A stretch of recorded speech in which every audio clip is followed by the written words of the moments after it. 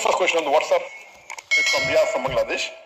And he's asking the question, why Allah punishes people in the grave, as there is a possibility that this person may get acquitted on the day of judgment. Similarly, a person who is not punished in the grave, Gafi dura wasa pirati gafatamte. Riyadi tu Bangladesh irraa gaafate. On the day of Rabbi maaliif namoota qabrii keessatti azaba? Tarii namni kun guyyaa qiyaamaa badii irraa qulqullaawee carraa jannata seenuu qabaatu mala. Haaluma wal fakkaatu namni qabrii keessatti hin qixaaxamne guyyaa qiyaamaa sanitti carraa badiin itti muramuudhaa jiraachuu mala. Deebisaa gaafiin Riyaadiin gaafatamte. Tarii guyyaa qiyaamaatti namni tokko carraa badii irraa qulqullaawee jannata seenuudhaa waan qabaachuu maluuf qabrii keessatti maaliif Rabbiin isa adaba? Wanni kun haqa dabsuun ta'u? Tarii namni biraa ammoo qabrii keessatti osoo hin adabamin guyyaa qiyaamaa ammoo badiin irratti muramuu danda'a. Wanni kun sirriidha jee gaafate. Rabbi subhaanahu wa ta'aalaa Qur'aana isaa kabajamaa keessatti suuraa Ali Imraan suuraa 3 aaya 185 irratti kullu nafsin dhaa'iqatul mawt, lubbuun hundi du'a dhamdhamuuf deemti. Gaafni isin sawaaba waan daleedanii harkattan guyyaa qiyaamaati. Duba namni boru ibiddarraa fageeffamee jannata seensifame dhugumaan milkaawe. Jiruun addunyaa tanaa waan gawwoomaniini qananii xiqqoodhaa jedhe. Rabbi subhaanahu wa ta'aalaa suuraa Ali Imraan suuraa 3 aaya 185 irratti ajriin dhugaa fi tan xumuraa tan namaaf kafalamtu guyyaa qiyaamaatti akka ta'e nutti hime. San jechuun ajriin xumuraa adabbii yowaahuu badhaasni xumuraa kan namaaf kennamu guyyaa qiyaamaati. San jechuun ati badhaasa wahii Rabbi biraa qabda taanaan badhaasa san keessaa muraasa addunyaa irratti argachuu dandeessa. Hamma murtaawee qabrii keessatti kanaaf eeguutu ammoo guyyaa qiyaamaatti argatta. Adabbiis yoo qabaatte cinaa addunyaa irratti adabamtee cinaa qabrii keessatti adabamtee kanaaf eeguutu guyyaa qiyaamaa fudhachuu malta. Haa ta'u malee ajriin guyyaa qiyaamaa namaaf kennamtu san tan xumuraati. Wantoonni kunniin sadan eega walitti ida'amaniin booda wanni ati argachuu qabdu yookiin adabamuu qabdu guyyaa qiyaamaa siif kennama. Riyaad wanni gaafate qabrii keessatti adabamtee guyyaa qiyaamaa ammoo badiirraa qulqulluudhaa yoo ja'amte haqa dabsuun ta'uu je. Yookiin ammoo qabrii keessatti osoo hin adabamin guyyaa qiyaamaa yoo adabame hoo sirriidhaa je. Wanni Riyaad gaafate tarii abbaa murtii dachitan irratti bahinuuf sirrii ta'uu dhabuu danda'a. Bakka nuti ilmi namaa akka kiyyaa fi keetii abbaa murtii taanetti adabbiin akkanaatun sirrii miti. Garuu wanni inni hubatuu dadhabe Rabbi subhaanahu wa ta'aalaa beekumsi isaa kan daangaa hin qabne ta'uusaati. Rabbi ajrii namni hundi harkatuu qabuu fi adabbii namni hundi adabamuu qabu maal akka ta'e hin beeku isinitti fakkaata? Namni akka kiyyaa fi keetii beekumsa akkanaa kana hin qabnu. Anaa fi ati yoo abbaa murtii taane waan mudatuudhaaf deemu hin beeynu. Hanga abbaan alangaa dhufee rakkoo mudatte nutti himee ragaa dhiheeffatutti nuti waan ta'uudhaaf deemu hin beeynu.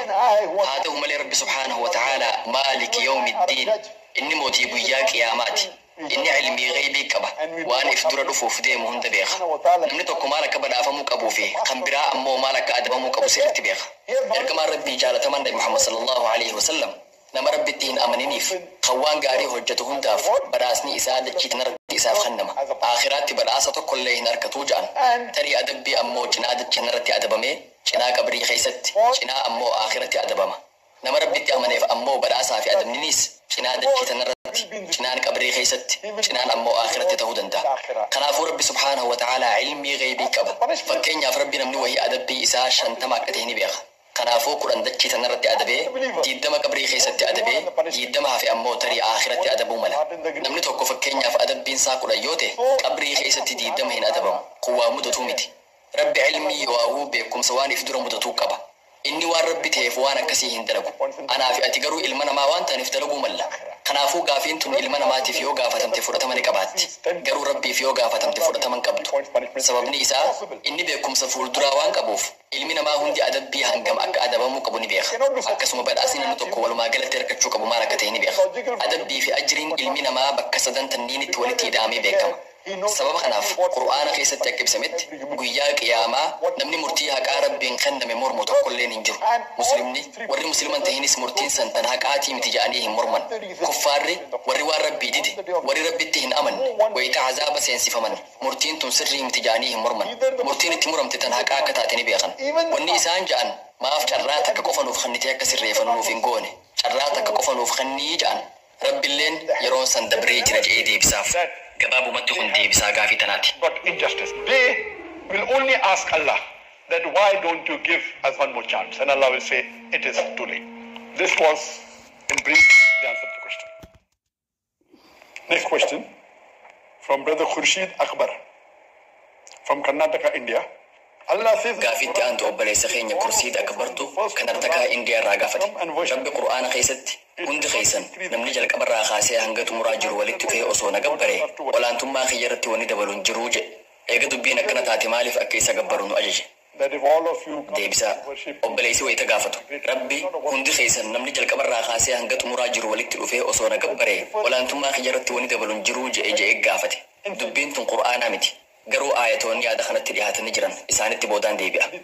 Obboleessi dubbii hadiisa keessa jirtu nuuf hime. Sahiha Muslim mujallada jahaffaa lakkoofsa hadiisaa 657 lamarratti ergamaan Rabbii jaalatamaan Nabi Muhammad sallallahu alaihi wasallam akkana jedhe.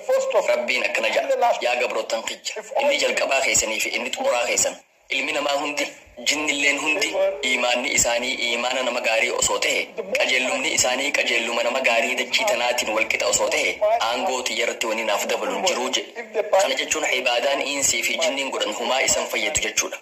Rabbi ammallee itti fufee nuuf hime. Yaa gabrootan kiyya inni jalqabaa keessanii fi inni xumuraa keessan ilmi namaa fi jinniin hundi keessanuu hammeenyi keessan hammeenya nama irra badaatiin osoo walqixa ta'e namni hundi irra hamaa namaa osoo ta'e ilmi namaatii fi jinnilleen nama irraa hamaa ja'amuun osoo qixa hamaa tahanii aangoo xiyyarraa wanni hir'isu tokkolleen hin jiru. Yaa gabrootan kiyya inni jalqabaa keessanii fi inni xumuraa keessan jinnii fi ilmi namaa hundi keessan bakka takkatti walitti qabamtanii waan barbaaddan na gaafattanii hunda keessaniifuu waan isin barbaaddan osoo hin kanne qabeenya kiyyarraa wanni hir'isu tokkolleen hin jiru. Qabeenya kiyyarraa hanga ilmeen bahara seentee bishaan fuutu hin hir'isuu je. Awwaan hadiisaan himameen irra deebi'ee isinitti himu jira. Waan kana yoo hubattan Rabbi faarsitan yoo diddan ammoo kan qeeqamu isinuma mataa keessan. Waan kanarraa akka hubatuu dandeenyutti ati nama qulqulluu taatee yoo Rabbi haalaan gabbarte wanni olaantummaa Rabbi yookiin aangoo isaarratti dabalu tokkolleen hin jiru. Humaa Rabbiif hin hidhaatu. Irra hamaa namaatis taatu wanni Rabbi irraa hir'atu tokkolleen hin jiru. Osoo waan barbaaddan gaafattanii Rabbiilleen waan barbaaddan hunda isiniif kenne wanni Rabbi irraa hir'atu tokkolleen hin jiru.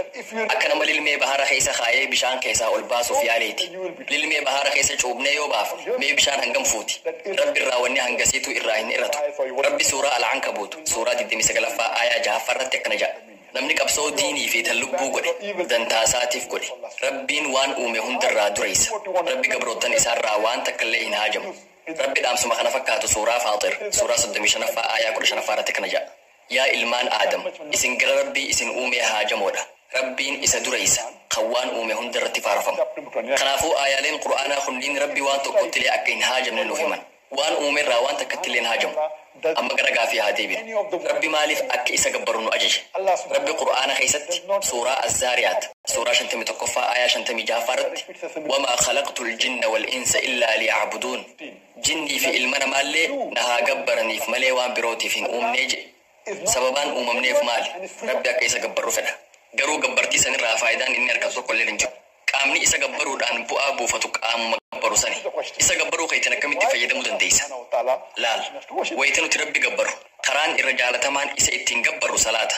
Salaata keessatti wanni haalaan barbaachisaan wanni isa malee salaanni guutuu hin taaneen suuraa Faatihaati. Suuraan Faatihaa aayaa 7 keessaa qabdi. Isiin suuraa jalqabaa Qur'aana kabajamaati. Ummul Qur'aan jechuunis ni yaaman. Haadha Qur'aanaa jechuudha. Ijoo Qur'aanaatis ja'anii ni jiran. Suuraa Faatihaa yoo qaraatan aayaalee jalqabaa sadan alhamdulillahi rabbil aalamiin faaruun hundi Rabbii caalamaati. Ar-Rahmaan Ar-Rahiim Rabbii Rahmaanii fi Rahiimte Maaliki Yawmiddiin mootii guyyaa qiyaamaa jennee qaraana. Kanaafuu aayaalee Qur'aanaa tan jalqabaa sadan keessa Rabbi faarsuutu jira. Alhamdulillahi rabbil aalamiin faaruun hundi Rabbii caalamaati. Kan Rahmaanii fi Rahiimte mootii guyyaa murtii. Bakka tanatti maaliif Rabbi faarsina? Wanni nuti Rabbi faarsuun barbaachiseef haala sammuu namaatu akkasitti uumame. Akkuma waan tokko faarsuu jalqabdeen waan san hordofuu jalqabda. Waan faarsitu san amantee jala deemta. Fakkeenyaaf haati teessan dhukkubsattee jirti haa jennu. Namni aadiin tokko harumarraa dhufee dawaa kana kannaaf. Dawaa kana yoo fudhatte haati teessan tan rakkoo onneetiin rakkataa jirtu ni fayyitii isiniin jedhe. Namni biraa ammoo kan isin haalaan ogeessa fayyaa onnee ta'uusaa beektan dhufee haadha teessan fayyisuudhaaf maloota fayyadamuu qabdan isinitti hime. Jara lamaan keessaa isa kamirraa fudhattan? Nama hin beekamne kan karumarraa dhufee isinitti himerraa fudhattan moo nama ogummaa wal'aansa onneetiin ispeeshaalistii ta'erraa fudhattan? Gorsa ogeessa fayyaa ispeeshaalistii onnee sana hordoftan.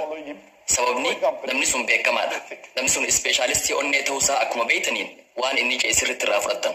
Haaluma wal fakkaatuun bakka tanatti Allahu Akbar Rabbiin guddate akkuma jettaniin Rabbi ogeessa, Rabbi hakiim, إني رحمتك بيس جتشا فارستا وإني نتربي فارسينو في إسا فيدا في متي أكما إسا فارسو جل قبدنين وان اتعان راوطن سوران فاتحة تسبك سنة تنقابت الحمد لله رب العالمين الرحمن الرحيم مالك يوم الدين إياك نعبد وإياك نستعين سيكوفا قبرنا سيكوفا غرغار سفنا ججا قرانا ايغا آيالي جلقبا سدني رتي إسا فارسينين بودا قجيلا إسا كوفا كغبرو همتي سينا إسا مالينا مبرا غرغار ساكي هنغاف الناس بينا اهدنا الصراط المستقيم قرا قجيلا رتي قجيلش قرا ورأتي قجيلش تيك أنا نيفتي صراط الذين أنعمت عليهم غير المغضوب عليهم ولا الضالين قرا ورأتي قجيلش تيك أنا نيفتين قجيلش قرا ورد اللنسوتي هكا قلتون تهين أكسماس قرا ورجلتي خنينتين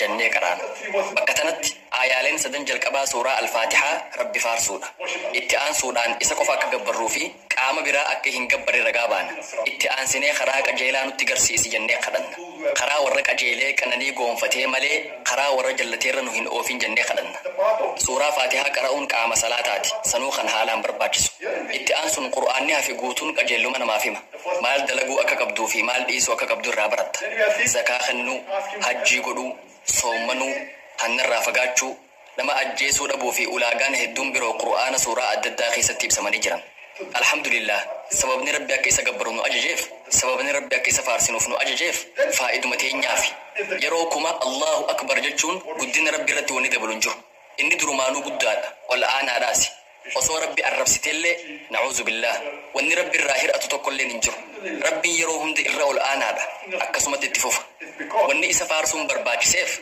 أكما إسا فارسو جلقبني إن قرسي إني نوفخني فرطو جلقبنا قرآني قوتون أمو إلمانا ماتف قرسي في خيسا قبا أكما التجرين يخيك جيلتو أكا قبدو سيبرسيسا واني ربين أكيسا قبرونو أجيجيف إسا فيدا فأصون تاني إلمانا ما وان فيدوف أكيسا قبرونو أجيج إسا يو فارسو إيقالي هندر رجالا خنته هندر أوغيسا خنته هندر بيخا خنته هردفو جلقبنا ججونا خنافو إسا قبرون فايدانو قبا يرو هند فيا أكا قبانو نغرغارا إن شاء الله جنة الفردوس سكبرا فمنو تاسس سببان نتي إسا قبروف سببان نتي إسا فارسنو فايدا إساتي فأصون تاني إنهم بربادوان تيف فايداتين يافجج إسا قبر تيبسا سفخن جئتي نبتدنا